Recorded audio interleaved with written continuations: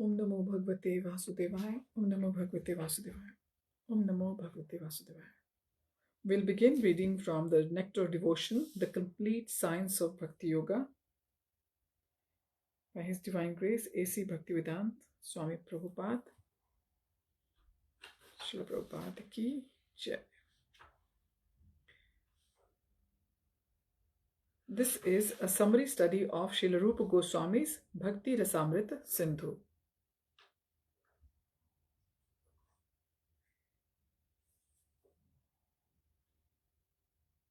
Om Namo Bhagavate Vasudevaya. Om Namo Bhagavate Vasudevaya.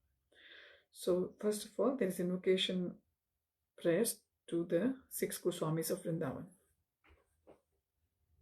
6 Goswāmīs are Rūpa Gosvāmī, Raghunath Goswāmī, Sanatan Goswāmī, Raghunath Das Goswāmī, Sri Jiv Goswāmī, and Sri Gopal Bhatt Goswāmī. The prayer goes like this.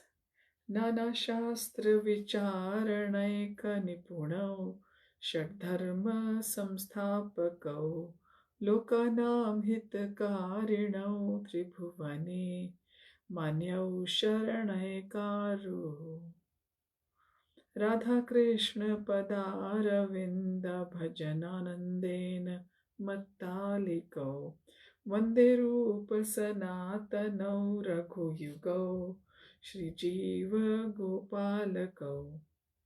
I offer my respectful obeisances unto the 6 Goswāmīs, namely Sri Sanatan Goswāmī, Sri Rūpa Goswāmī, Sri Raghunath Bhatt Goswāmī, Sri Raghunath Das Goswāmī, Sri Jiv Goswāmī, and Sri Gopal Bhatt Goswāmī, who are very expert in scrutinizingly studying all the revealed scriptures with the aim of establishing eternal religious principles for the benefit of all human beings.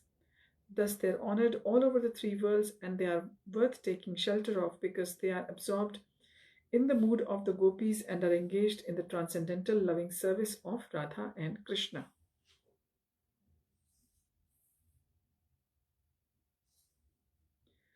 First of all, we'll read the preface of the book, which is by Srila Prabhupada. Srila Prabhupada ki Jai.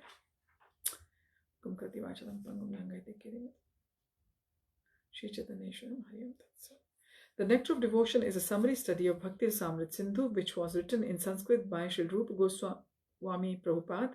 He was the chief of the 6 Goswāmīs, who were the direct disciples of Lord Chaitanya Mahaprabhu. When he first met Lord Chaitanya, Srila Rūpa Gosvāmī Prabhupada was engaged as a minister in the Mohammedan government of Bengal. He and his brother Sanatan were then named Dabir Khasa and Sakara Malik respectively, and they held responsible posts as ministers of Nawab Hussain Shah. At that time, 500 years ago, the Hindu society was very rigid, and if a member of the Brahman caste accepted the service of a Mohammedan ruler, he was at once rejected from Brahman society. That was the position of the 2 brothers, Dabir Khas and Sakar Malik. They belonged to the highly situated Saraswat Brahman community, but they were ostracized due to their acceptance of ministerial posts in the government of Hussain Shah. It is the grace of Lord Chaitanya that he accepted these 2 exalted personalities as his disciples and raised them to the positions of Goswāmīs, the highest position of Brahminical culture. Similarly, Lord Chaitanya accepted Haridas Thakur as his disciple, although Haridas happened to be born of a Mohammedan family, and Lord Chaitanya later on made him the Acharya of the chanting of the holy name of the Lord. Hare Krishna, Krishna Krishna, Hare Hare, Hare Ram, Ram Ram, Hare Hare. Lord Chaitanya's principle is universal. Anyone who knows the science of Krishna and is engaged in the service of the Lord is accepted as being in a higher position than a person born in the family of a Brahman. That is the original principle accepted by all the Vedic literatures, especially by Bhagavad-Gita and Srimad Bhagavatam.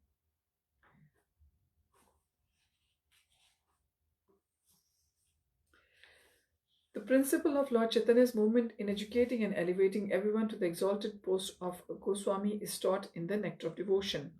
Lord Chaitanya met the 2 brothers Dabir Khas and Sakar Malik in a village known as Ramakeli in the district of Malda.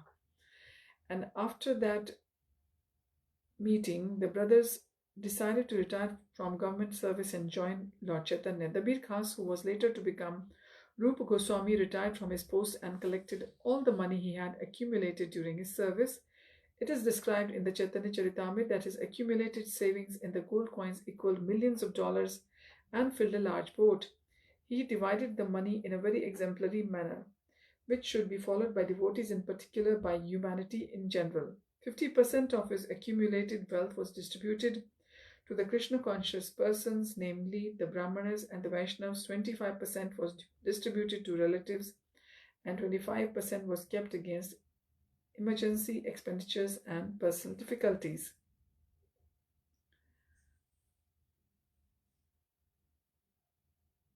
Later on, when Sakar Malik also proposed to retire, the Nawab was very much agitated and put him into jail. But Sakar Malik, who was later to become Srila Sanatana Goswami, took advantage of his brother's personal money, which had been deposited with a village banker, and escaped from the prison of Hussain Shah. In this way, both brothers joined Lord Chaitanya Mahaprabhu. Rūpa Goswami first met Lord Chaitanya at Prayag, Allahabad, India, and on the Dashwashwamedh by bathing ghat of that holy city, the Lord instructed him continually for 10 days. The Lord particularly instructed Rūpa Goswami on the science of Krishna consciousness. These teachings of Lord Chaitanya to Srila Rūpa Goswami Prabhupada are narrated in our book Teachings of the Lord Chaitanya. Later, Srila Rūpa Goswami Prabhupada elaborated the teachings of the Lord with profound knowledge of revealed scriptures and authoritative references from various Vedic literatures.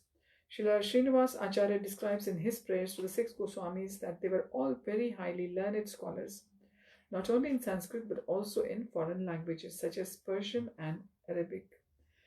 They very scrutinizingly studied all the Vedic scriptures in order to establish the cult of Chaitanya Mahaprabhu on the authorized principles of Vedic knowledge. The present Krishna consciousness movement is also based on the authority of Srila Rūpa Goswami Prabhupada.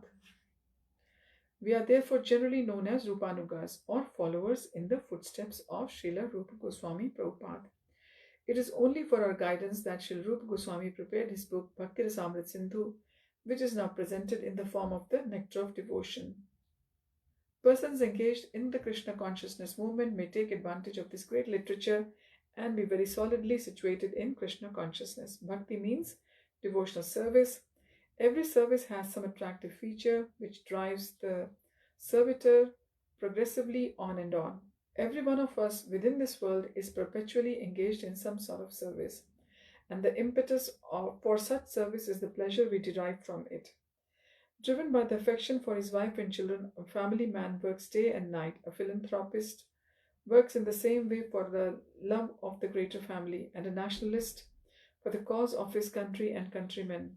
That force which drives the philanthropist and the householder and the nationalist is called rasa, or a kind of mellow, which is relationship, whose taste is very sweet. Bhakti rasa is a mellow different from the ordinary rasa enjoyed by mundane workers. Mundane workers labor very hard day and night in order to relish a certain kind of rasa which is understood as sense gratification. The relish or taste of the mundane rasa does not long endure, and therefore mundane workers are always apt to change their position of enjoyment. A businessman is not satisfied by working the whole week. Therefore, wanting a change for the weekend, he goes on to a place where he tries to forget his business activities. Then after the weekend is spent in forgetfulness, he again changes his position and resumes his actual business activities. Material engagement means accepting a particular status for some time and then changing it. This position of changing back and forth is technically known as bhoga-tyaga, which means a position of alternating sense enjoyment and renunciation. A living entity cannot steadily remain either in sense enjoyment or in renunciation. Change is going on perpetually, and we cannot be happy in either state because of our eternal constitutional position. Sense gratification does not endure for long, and it is therefore called chapal sukha, or flickering happiness. For example, an ordinary family man who works very hard day and night and is successful in giving comforts to the members of his family thereby relishes a kind of mellow, but his whole advancement of material happiness immediately terminates along with his body, and so as his life is over. Death is therefore taken as the representative of God for the atheistic class of men. The devotee realizes the presence of God by devotional service, whereas the atheist realizes the presence of God in the shape of death. At death, everything is finished, and one has to begin a new chapter of life in a new situation, perhaps higher or lower than the last one. In any field of activity, political, social, national, or international, the result of our actions will be finished with the end of life. That is sure. Bhakti Rasa, however, the mellow, relished in the transcendental loving service of the Lord, does not finish with the end of life. It continues perpetually and is therefore called Amrit, that which does not die but exists eternally. This is confirmed in all Vedic literatures. Bhagavad-Gita says that a little advancement in Bhakti Rasa can save the devotee from the greatest danger, that of missing the opportunity for the human life. The rasas derived from our feeling in social life, in family life, or in the greater family life of altruism, philanthropy, nationalism, socialism, communism, etc., do not guarantee that one's next life will be as a human being. We prepare our next life by our actual activities in the present life. A living entity is offered a particular type of body as a result of his action in the present body. These activities are taken into account by a superior authority known as Daiv, or the authority of God. This Daiv is explained in Bhagavad Gita as the prime cause of everything. And in Srimad Bhagavatam, it is stated that a man takes his next body by Daiv Netrena, which means by the supervision of the authority of the Supreme. In an ordinary sense, Daiva is explained as destiny. Daiva supervision gives us a body selected from 8.4 million forms. The choice does not depend on our selection, but is awarded to us according to our destiny. If our body at present is engaged in the activities of Krishna consciousness, then it is guaranteed that we will have at least a human body in our next life. A human body engaged in Krishna consciousness, a human being engaged in Krishna consciousness, even if unable to complete the course of Bhakti-yoga, takes birth in the higher divisions of human society, so that he can automatically further his advancement in Krishna consciousness. Therefore, all bona fide activities in Krishna consciousness are Amrit, or permanent. This is the subject matter of the nectar of devotion. This eternal engagement in Bhakti Rasa can be understood by a serious student upon studying the nectar of devotion. Adoption of Bhakti Rasa or Krishna consciousness will immediately bring one to an auspicious life free from anxieties and will bless one with transcendental existence, thus minimizing the value of liberation. Bhakti Rasa itself is sufficient to produce a feeling of liberation because it attracts the attention of the Supreme Lord. Lord Krishna, generally neophyte devotees are anxious to see Krishna or God. But God cannot be seen or known by our present materially blunt senses. The process of devotional service, as it is recommended in the Nectar of Devotion, will gradually elevate one from the material condition of life to the spiritual status, wherein the devotee becomes purified of all designations. The senses can become uncontaminated.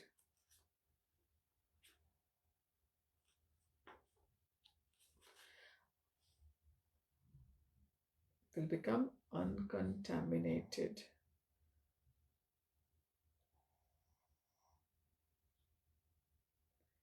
Being constantly in touch with Bhakti Rasa, when the purified senses are employed in the service of the Lord, one becomes situated in Bhakti Rasa life, and any action performed for the satisfaction of Krishna in this transcendental Bhakti Rasa stage of life can be relished perpetually.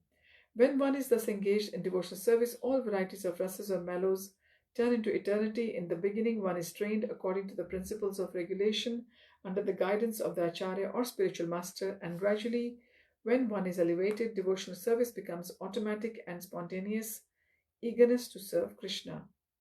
There are 12 kinds of rasas, as will be explained in this book, and by renovating our relationship with Krishna in 5 primary rasas, we can live eternally in full knowledge and bliss. The basic principle of the living condition is that we have a general propensity to love someone. No one can live without loving someone else. This propensity is present in every living being. Even an animal like tiger has his loving propensity at least in a dormant stage, and it is certainly present in the human beings. The missing point, however, is where to repose our love so that everyone can become happy. At the present moment, the human society teaches us one to love his country or family or his personal self, but there is no information where to repose the loving propensity so that everyone can become happy. The loving propensity so that everyone can become happy, that missing point is Krishna, and the nectar of devotion teaches us how to stimulate our original love for Krishna and how to be situated in that position where we can enjoy our blissful life. In the primary stage, a child loves his parents, then his brothers and sisters, and he daily grows up, he begins to love his family, society, community, country, nation, or even the whole human society. But the loving propensity is not satisfied even by loving all human society. That loving propensity remains imperfectly unfulfilled until we know who is the supreme beloved. Our love can be fully satisfied only when it is reposed in Krishna. This theme is the sum and substance of the nectar of devotion, which teaches us how to love Krishna in 5 different transcendental mellows. Our loving propensity expands just as a vibration of light or air expands, but we do not know where it ends. The nectar of devotion teaches us the science of loving every one of the living entities perfectly by the easy method of loving Krishna. We have failed to create peace and harmony in human society, even by such great attempts as the United Nations, because we do not know the right method. The method is very simple, but one has to understand it with a cool head. The nectar of devotion teaches all men how to perform the simple and natural method of loving Krishna, the Supreme Personality of Godhead. If we learn how to love Krishna, then it is very easy to immediately and simultaneously love every living being. It is like pouring water on the root of a tree or supplying food to one's stomach. The method of pouring water on the root of a tree or supplying foodstuffs to the stomach is universally scientific and practical. As every one of us has experienced, everyone knows well that when we eat something, or in other words, when we put foodstuffs in the stomach, then energy created by such action is immediately distributed throughout the whole body. Similarly, when we pour water on the root, the energy thus created is immediately distributed throughout the entirety of even the largest tree. It is not possible to water the tree part by part, nor is it possible to feed the different parts of the body separately. The nectar of devotion will teach us how to turn the one switch that will immediately brighten everything, everywhere. One who does not know this method is missing the point of life. As far as the material necessities are concerned, the human civilization at the present moment is very much advanced in living comfortably. But still, we are not happy because we are missing the point. The material comforts of life alone are not sufficient to make us happy. The vivid example is America, the richest nation of the world, having all facilities for material comfort and producing a class of men completely confused and frustrated in life. I am appealing herewith to such confused men to learn the art of devotional service as directed in the Nectar of Devotion or the Bhakti-rasāmṛta-sindhu. And I am sure that the fire of material existence burning within their hearts will be immediately extinguished. The root cause of our dissatisfaction is that our dormant loving propensity has not been fulfilled despite our great advancement in the materialistic way of life. The nectar of devotion will give us practical hints how we can live in this material world perfectly engaged in devotional service and thus fulfill all our desires in this life and the next. The nectar of devotion is not presented to condemn any way of materialistic life, but the attempt is to give information to religionists, philosophers, and people in general how to love Krishna. One may live without material discomfiture, but at the same time, he should learn the art of loving Krishna.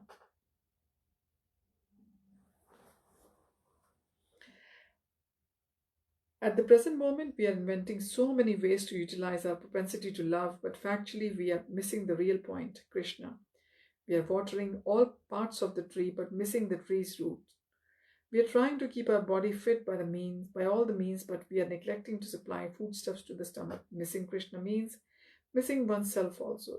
Real self-realization and realization of Krishna go together simultaneously. For example, seeing oneself in the morning means seeing the sunrise also. Without seeing the sunshine, no one can see himself. Similarly, unless one has realized Krishna, there is no question of self-realization. The nectar of devotion is specifically presented for the persons who are now engaged in the Krishna consciousness movement. I beg to offer my sincere thanks to all my friends and disciples who are helping me to push forward the Krishna consciousness movement in the Western countries, and I beg to acknowledge with thanks the contribution made by my beloved disciple Shriman Jayananda Brahmachari. My thanks are due as well to the directors of ISKCON Press who have taken so much time, so much care in publishing this great literature. Hare Krishna. So this was signed by Srila A.C. Bhaktivedanta Swami Prabhupada on the 13th of April 1970 at the ISKCON headquarters in Los Angeles, California. To be more precise, 3764 Vatseka Avenue. So this was the preface for the Nectar of Devotion, which is a complete science of Bhakti-yoga by Srila Prabhupada.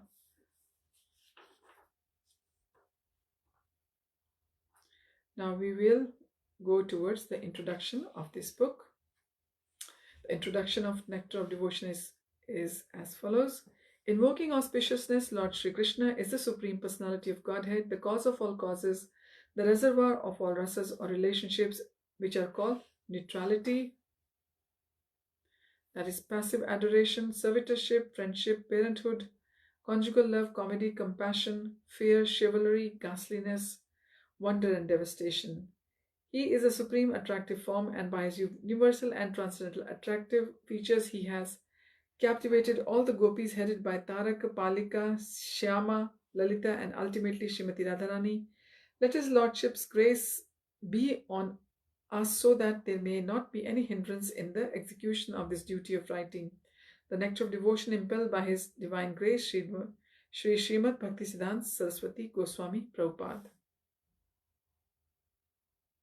Let me offer my respectful obeisances unto the lotus feet of Sri Rūpa Gosvāmī Prabhupada and of Srila Bhaktisiddhanta Saraswati Goswami Prabhupada, by whose inspiration I have been engaged in the matter of compiling this summary study of Bhakti-rasāmṛta-sindhu. This is the sublime science of devotional service as produced by Chaitanya Mahaprabhu, who appeared 500 years ago in West Bengal, India, to propagate the movement of Krishna consciousness. Srila Rūpa Goswami begins his great book by offering his respectful obeisances unto Sri Sanatana Goswami, who is his elder brother and spiritual master, and he prays that Bhakti-rasāmṛta-sindhu may be very pleasing to him. He further prays that by residing in that ocean of nectar, Srila Sanatana Goswami may always feel transcendental pleasure in the service of Radha and Krishna.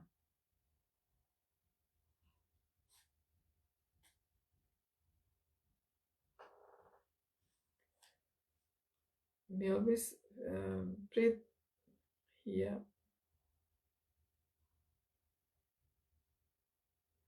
Repeat, Sri Rūpa Goswami begins his great book by offering his respectful obeisances unto Sri Sanatana Goswami, who is his elder brother and spiritual master, and he prays that Bhakti-rasāmṛta-sindhu may be very pleasing to him. He further prays that by residing in the ocean of nectar, Sri Sanatana Goswami may always feel transcendental pleasure in the service of Radha and Krishna. Let us offer our respectful obeisances to all the great devotees and acharyas, that is, the holy teachers, who are compared to sharks in the great ocean Krishna, in the great ocean of nectar, and who do not care for the various rivers of liberation.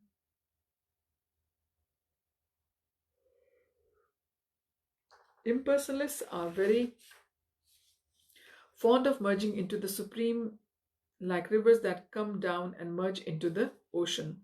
The ocean can be compared to liberation and the rivers to the different paths of liberation. The impersonalists are dwelling in the river water, which is eventually which eventually comes to mix with the ocean. They have no information, however, that within the ocean, as within the river, there is an innumerable aquatic living entities.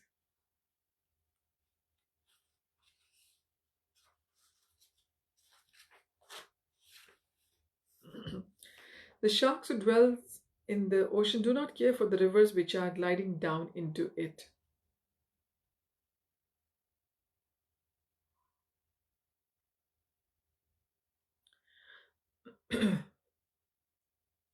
The devotees eternally live in the ocean of devotional service and they do not care for the rivers. In other words, those who are pure devotees always remain in the ocean of transcendental loving service to the Lord and have no business with their other processes, which are compared to the rivers that only gradually come to the ocean.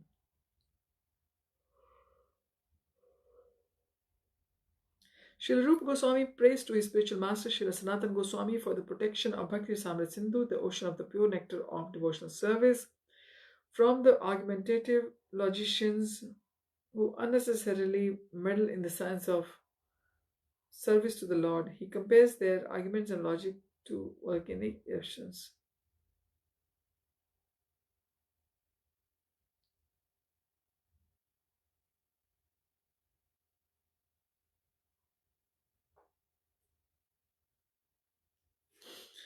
Okay. The ocean of the Rūpa Goswami prays to his spiritual master Srila Sanatana Goswami for the protection of Bhakti-rasāmṛta-sindhu, the ocean of the pure nectar of devotional service, from the argumentative logicians who unnecessarily meddle in the science of service to the Lord. He compares their arguments and logic to volcanic eruptions in the midst of the ocean. In the midst of the ocean, volcanic eruptions can do very little harm. And similarly, those who are against devotional service to the Lord and who put forward many philosophical theses about the ultimate transcendental realization cannot disturb this great ocean of devotional service. The author of the Bhakti-rasāmṛta-sindhu, Srila Rūpa Goswami, very humbly submits that he is just trying to spread Krishna consciousness all over the world, although he humbly thinks himself unfit for this work. That should be the attitude of all preachers of the Krishna consciousness movement. Following in the footsteps of Srila Rūpa Goswami, we should never think of ourselves as great preachers, but always consider that we are simply instrumental to the previous acharyas, and simply by following in their footsteps, we may be able to do something for someone,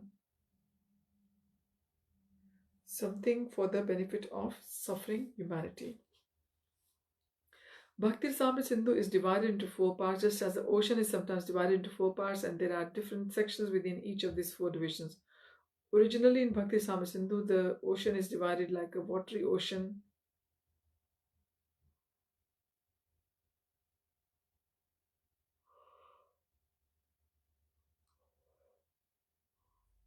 So the Bhakti-rasāmṛta-sindhu can be divided into 4 parts, and just like the ocean, and there are different sections within each of these 4 divisions. Originally in Bhakti-rasāmṛta-sindhu, the ocean is divided like watery ocean into east, south, west, and north, while the subsections within these different divisions are called waves.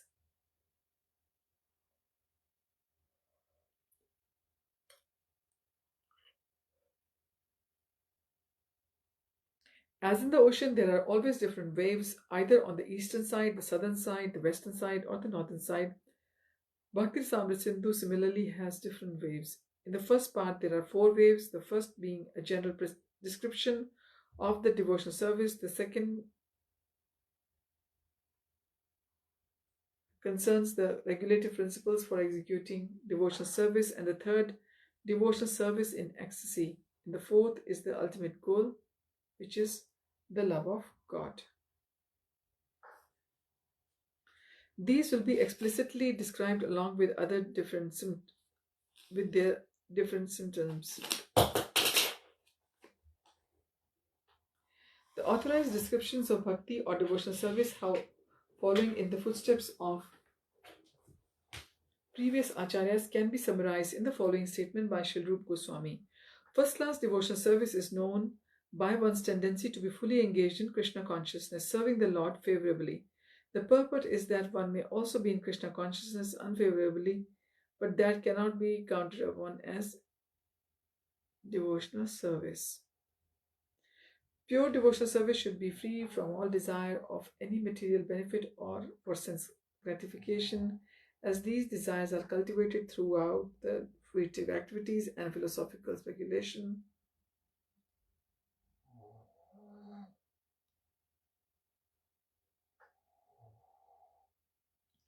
So, we've been told that the authorized description of bhakti or devotional service following the footsteps of previous acharyas can be summarized in this statement by Sri Rūpa Gosvāmī. First class devotional service is known by one's tendency to be fully engaged in Krishna consciousness, serving the Lord favorably. The purport is that one may also be Krishna consciousness in case let's say Krishna consciousness, serving the Lord favorably. The purport is that one may also be in Krishna consciousness unfavorably, but that cannot be counted as pure devotional service. Pure devotional service should be free from desire for any material benefit or for sense gratification, as these desires are cultivated throughout the fruitive activities and the philosophical speculation.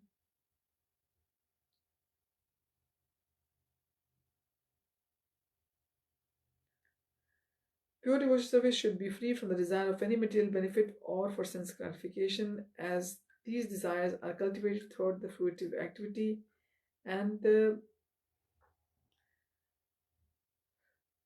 that cannot be counted as pure devotional service. Pure devotional service should be free from all desires of any material benefit for any sense gratification, as far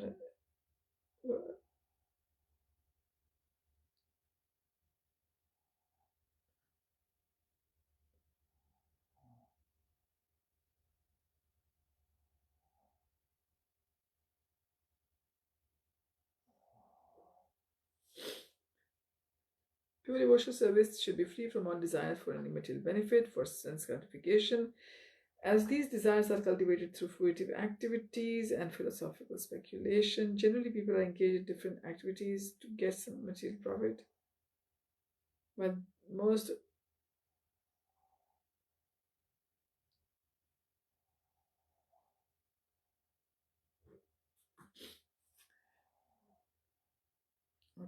generally people are engaged in different activities to get some material profit, while some philosophers are engaged in proposing transcendental realization through volumes of word jugglery and speculation. Pure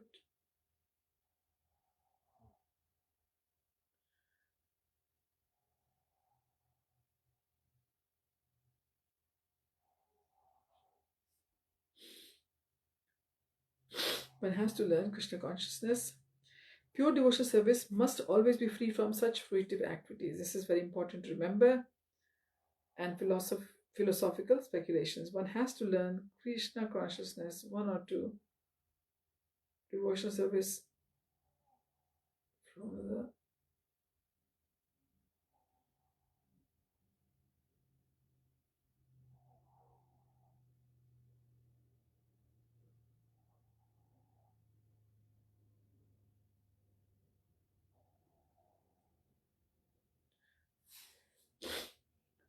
the philosophers are engaged in proposing transcendental realization through volumes of word jugglery and speculation. Pure devotional service must always be free from such fruitive activities and philosophical speculations. One has to learn Krishna consciousness or pure devotional service from the authorities by spontaneous loving service.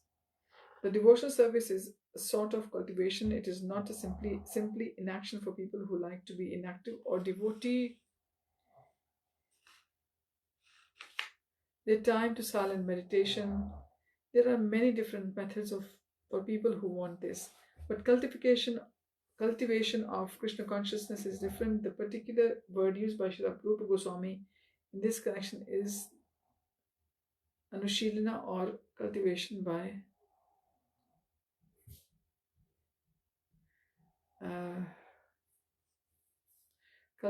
following the predecessor teachers, that is the acharyas. As soon as we say cultivation, we must refer to activity. Without activity, consciousness cannot help us. All activities must be divided into two classes. One.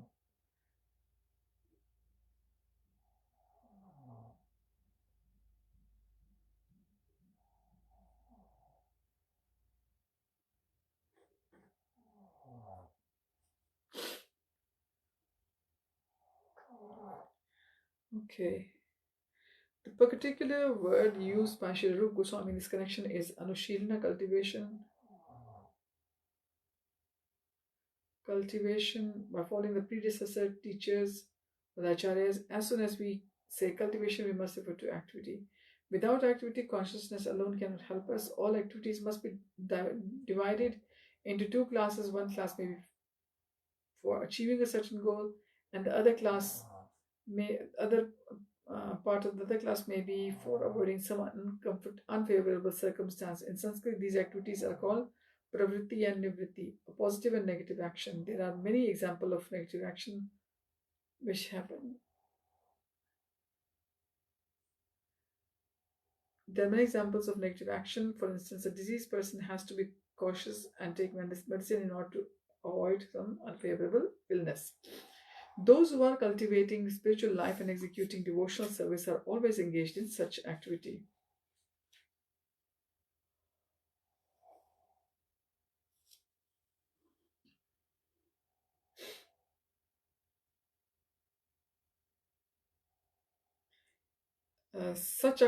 Those who are cultivating spiritual life and executing devotional life are always engaged in activity. Such activity can be performed with the body, by the mind, thinking.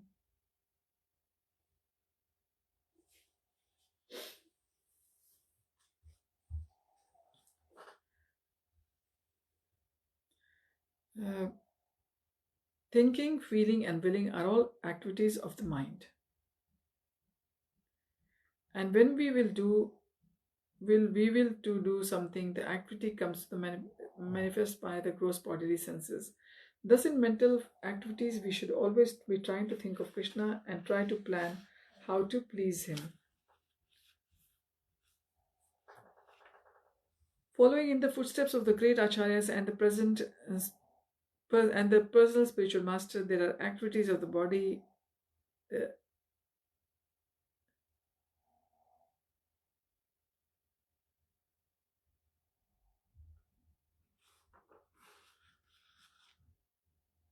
Right. And thus, in our mental activities, we should always try to think of Krishna and try to plan how to please him, following in the footsteps of the great acharyas and the personal spiritual master. There are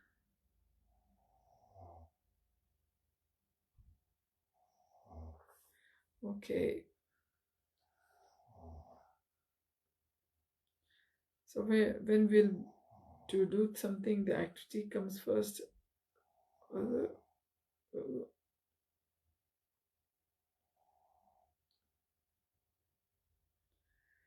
Okay. Thus, in our mental activities, we should always try to think of Krishna and try to how to please him, following in the footsteps of the great acharyas and the personal spiritual master. There are certainly activities of the body.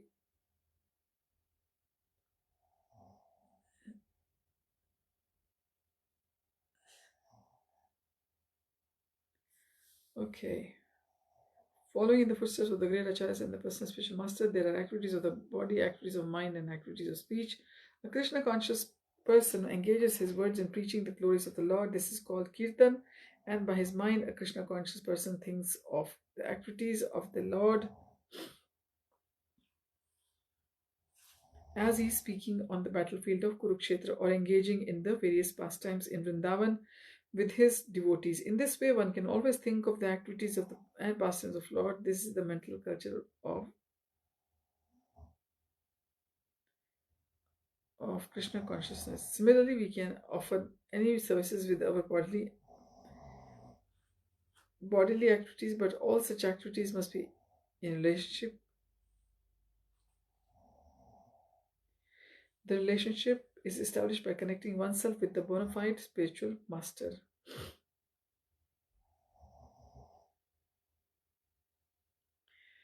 We are direct representative of Krishna in disciplic succession. Therefore, the execution of Krishna conscious activities with the body should be directed by the spiritual master and then performed with faith. The connection with the spiritual master is called initiation. From the date of initiation by the spiritual master, the connection between Krishna and a person cultivating Krishna consciousness is established.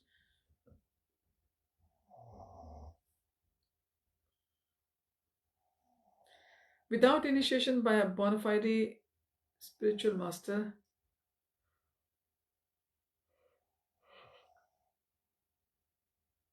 the actual connection with Krishna consciousness is never performed. This cultivation of Krishna consciousness is not material. The Lord has three general energies, namely the external energy, the internal energy, and the marginal energy.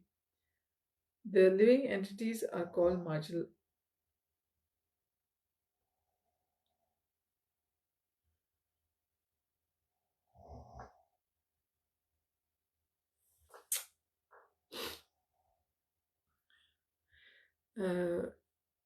Without initiation, we are reading by a bona fide spiritual master, the actual connection with Krishna consciousness is never performed. The Guru, Parampara, the Shad Gosvāmīs, then the prayers of Lord Jagannath Baladev and Gauranitai, they satisfy our hearts.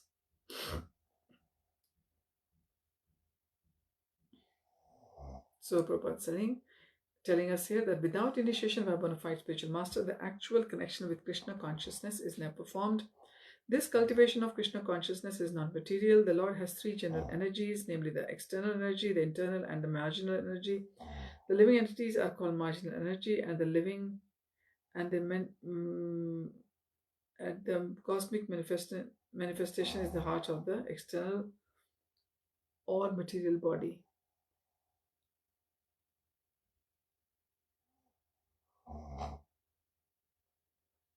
The cultivation of Krishna consciousness is not material. The Lord has three general energies, namely the external energy, the internal energy, and the marginal energy. Bahiranga, the Antaranga, and the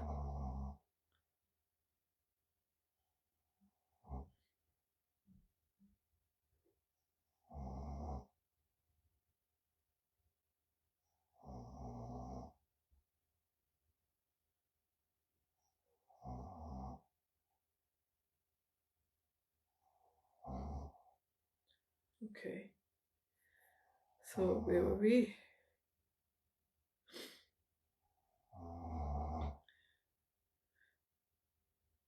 The living entities are called marginal energy, and the material cosmic manifestation is the action of the external or material energy, and there is a spiritual world which is manifestation of the internal energy. The living entities are called marginal energy, perform material activities when acting under the inferior energy, external energy, and when they engage in activities under the internals or the spiritual energy, their activities are called Krishna consciousness. Such a nice definition is given here for Nectar of Devotion, that the living entity is called marginal energy and the material is called cosmic energy.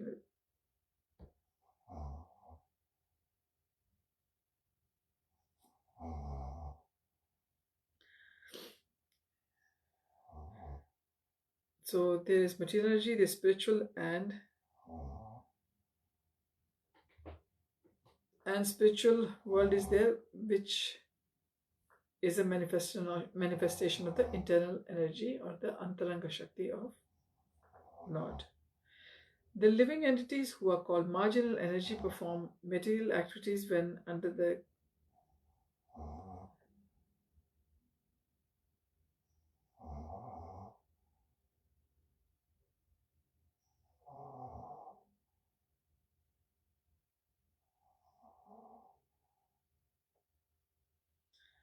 okay, then there's a spiritual world which is a manifestation of the internal energy.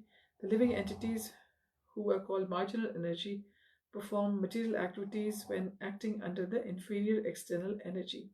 And when they engage in activities under the internal spiritual energy, Their activities are called Krishna conscious. This means that those who are great souls or great devotees do not act under the spell of material energy, but act instead under the protection of the spiritual energy. Any activities done in devotional service or in Krishna consciousness are directly under the control of spiritual energy. In other words, energy is a sort of strength, and this strength can be spiritualized by the mercy of both the bona fide spiritual master and Krishna. In the Chaitanya Charitamrita by Krishnadas Kaviraj Goswami, Lord Chaitanya states that it is a fortunate person who comes in contact with a bona fide spiritual master by the grace of Krishna. One who is serious about the spiritual life is given by Krishna the intelligence to come in contact with the bona fide spiritual master, and then by the grace of spiritual master, one who becomes advanced in Krishna consciousness. In this way, the whole jurisdiction of Krishna consciousness is directly under his spiritual energy, Krishna and the spiritual master. This has nothing to do with the material world. When we speak of Krishna, we refer to the Supreme Personality of Godhead along with his many expansions. He is expanded by his plenary parts and parcels, his differentiated parts and parcels, and his different energies. Krishna, in other words, means everything and includes everything. Generally, however, we should understand Krishna to mean Krishna and his personal expansions. Krishna expands himself as Baldev, Sankarshan, Vasudeva, Aniruddha, Pradyumna, Ram, Nrisimha, and Vara, as well as many other incarnations and innumerable Vishnu expansions. These are described in the Srimad Bhagavatam to be as numerous as the uncountable waves. So Krishna includes all such expansions as well as his pure devotees. In the Brahma Samhita, it is stated that Krishna's expansions are all complete in eternity, blissfulness, and cognizance. Devotional service means to prosecute Krishna conscious activities which are favorable to the transcendental pleasure of the Supreme Lord Krishna, and any activities which are not favorable to the transcendental favor of the Lord cannot be accepted as devotional service. For example, great demons like Ravan, Kamsa, and Hiranyakashipu were always thinking of Krishna, but they were thinking of him as their enemy. This sort of thinking cannot be accepted as bhakti or Krishna consciousness. The impersonalists sometimes misunderstand devotional service in such a way that they divide Krishna from his paraphernalia and pastimes. For example, the Bhagavad-Gita is spoken on the battlefield of Kurukshetra, and the impersonalists say that although Krishna is of interest, the battlefield of Kurukshetra isn't. The devotees, however, also know that the battlefield of Kurukshetra by itself has nothing to do with their business. But in addition, they know that Krishna does not mean just Krishna alone. He is always with his associates and paraphernalia. For instance, if someone says, "Give something to eat to the man with the weapons," the eating process is done by the man and not by the weapons. Similarly, in Krishna consciousness, a devotee may be interested in the paraphernalia and locations, such as the battlefield of Kurukshetra, which are associated with Krishna, but he is not concerned with simply any battlefield. He is concerned with Krishna, his speech, his instructions, etc. It is because Krishna is there that the battlefield is so important. This is the summary understanding of what Krishna consciousness is. Without this understanding, one is sure to misunderstand why the devotees are interested in the battlefield of Krishna.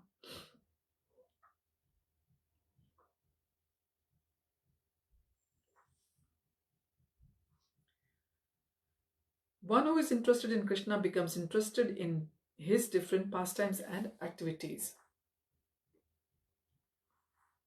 The definition of a pure devotee as given by Rūpa Gosvāmī in Bhakti-rasāmṛta-sindhu can be summarized thus: his service is favorable and is always in relation to Krishna. In order to keep the purity of such Krishna conscious activities, one must be freed from all material desires and philosophical speculation. Any desire except for the service of the Lord is called material desire, and philosophical speculation refers to the sort of speculation which ultimately arrives at a conclusion of voidism or impersonalism. This conclusion is useless for a Krishna conscious person. Only rarely by the philosophical speculation one can reach the conclusion of worshipping Vasudeva Krishna. This is confirmed in the Bhagavad-Gita itself. The ultimate end of philosophical speculation then must be Krishna, with the understanding that Krishna is everything, the cause of all causes, and that one should therefore surrender unto him. if this ultimate goal is reached, then philosophical advancement is favorable, but if the conclusion of philosophical speculation is voidism or impersonalism, that is not bhakti.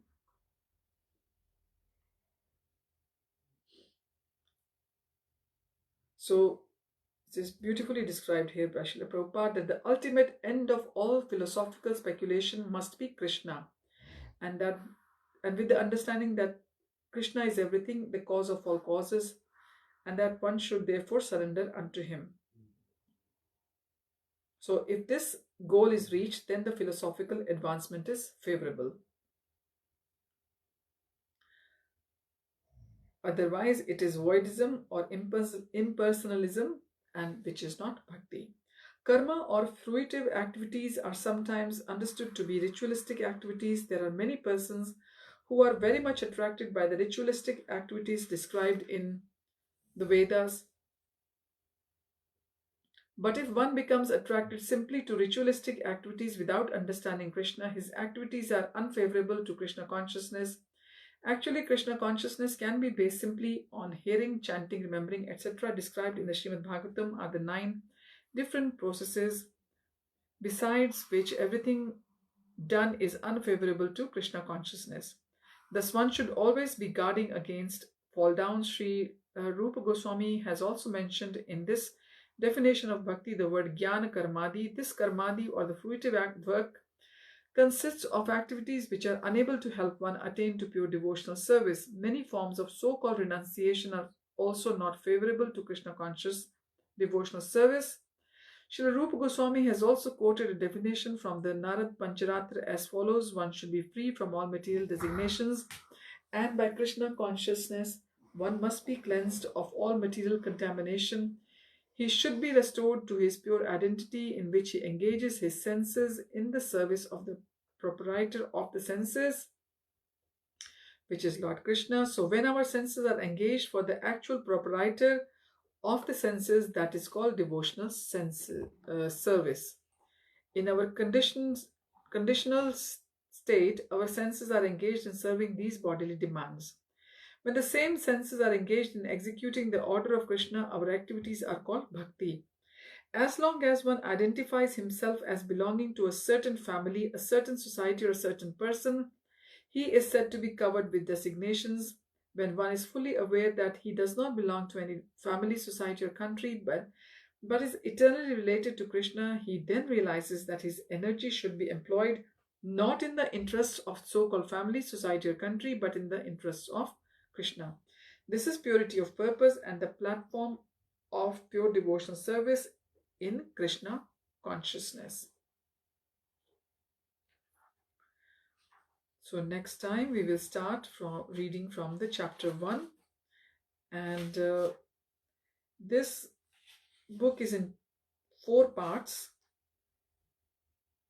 Part 1 we will start next time, and part 1 has got 19 chapters. Then it is part 2, which has 14 chapters, and part 3 has got 9 chapters. Part 4 has got 8 chapters. So altogether there are sort of 52 chapters in this book. So we have begun the Nectar of Devotion today. We have been through the preface and the introduction. It is important to read the preface and the introduction as well, because it sets the mood of the book which we are going to read. And Srila Prabhupada has gone into great lengths in describing the definitions of Krishna consciousness and what is devotional service in very nice way in the preface and the introduction of this book. So thank you for joining in our reading. Hariam Tat Sat, Hare Krishna, Srila Prabhupada ki jai, Krishnadas Rūpa Gosvāmī ki jai, Shad Gosvāmī ki jai, Gaura Premanande, Hari Hari Bol.